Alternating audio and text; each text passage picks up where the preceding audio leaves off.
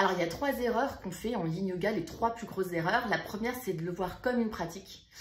La deuxième, c'est de le voir comme du stretching, encore pire. Et la troisième, c'est de le voir encore pire, comme du temps perdu.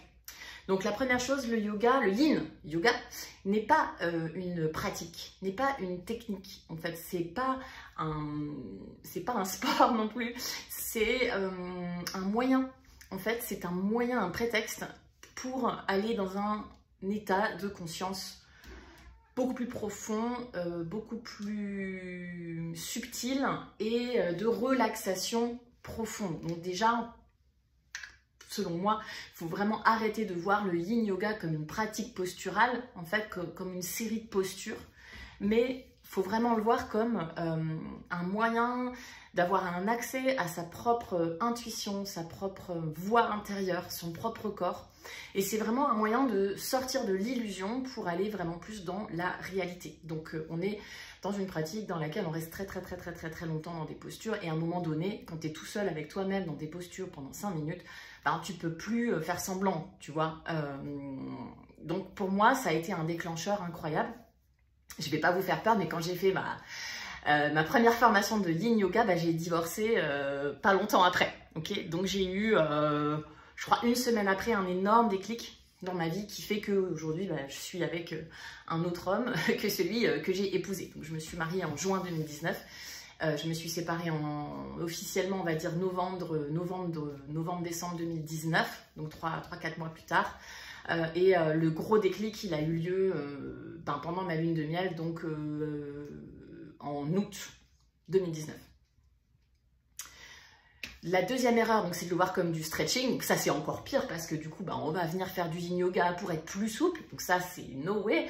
Enfin, c'est no way. Enfin, ouais, c'est toujours cool d'être plus souple et de créer, bien sûr, des espaces, de renforcer tes articulations, de booster ton collagène dans ton corps, d'avoir des étirements à froid. Et moi, en tant que prof de yoga, c'est super parce qu'effectivement, j'ai beaucoup moins besoin de me chauffer pour m'étirer qu'avant, puisque je pratique les étirements à froid, le yin, donc c'est super cool. Et ça améliore ma pratique. Et bien sûr que je vais être plus souple. J'aime pas le mot souple, mobile, évidemment mobile et forte dans les articulations, si encore une fois on fait les choses correctement.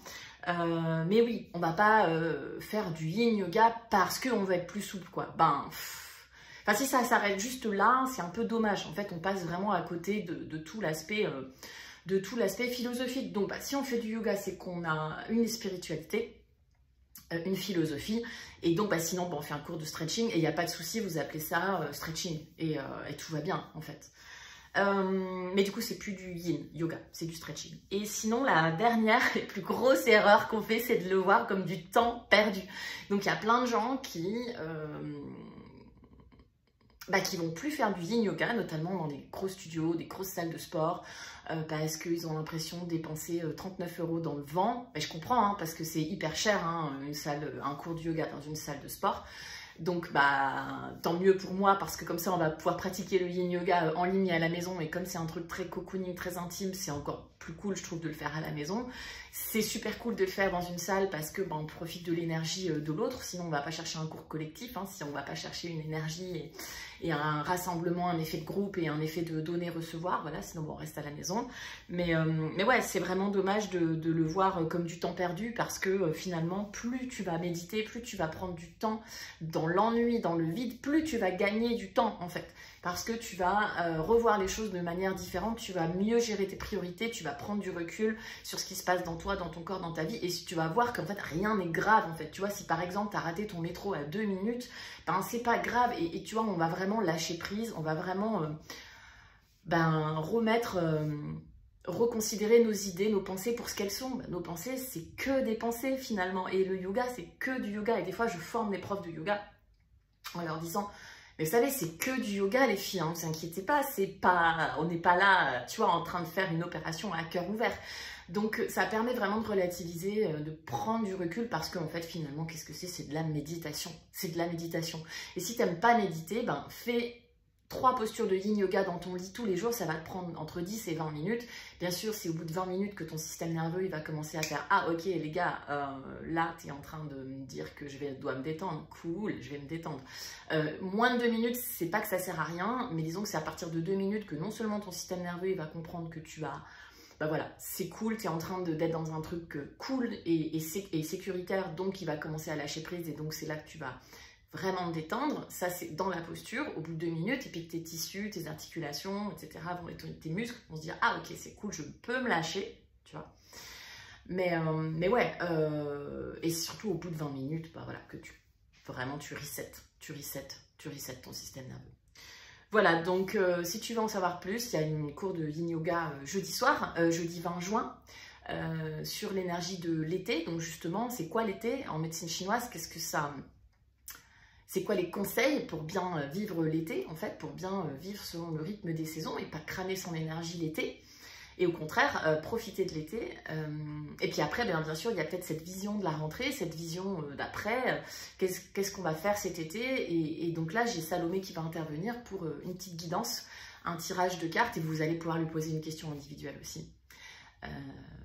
Donc voilà, c'est pas parce que c'est l'été qu'on va pas faire du yin yoga. Je pense que tout le monde veut faire du yin yoga l'hiver, mais moi j'aime bien faire l'été parce que c'est la saison yang et donc il faut calmer un petit peu le feu, un petit peu la passion. Il faut en profiter, c'est clair, il faut sortir, faire des barbecues, rencontrer des gens, c'est clair. Mais il y a des petites choses, des petites astuces pour pas cramer son énergie. Et pour pas tomber malade du coup à l'automne. Ouais. Et puis pour pas déprimer en fait en hiver. Donc il y a un équilibre, c'est toujours pareil, hein, c'est un équilibre, ni trop ni pas assez. On va explorer ça jeudi soir dans la pratique de Yin.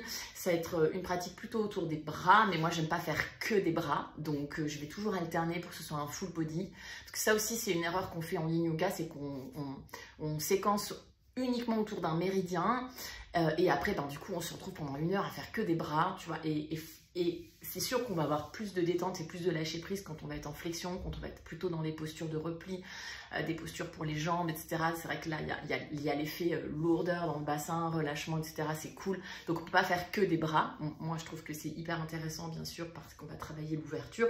Mais tu ne peux pas rester que dans les bras. Tu as un peu passé à côté du truc aussi. Donc, à jeudi, gros bisous. Et n'hésitez pas à me poser des questions sur ce canal.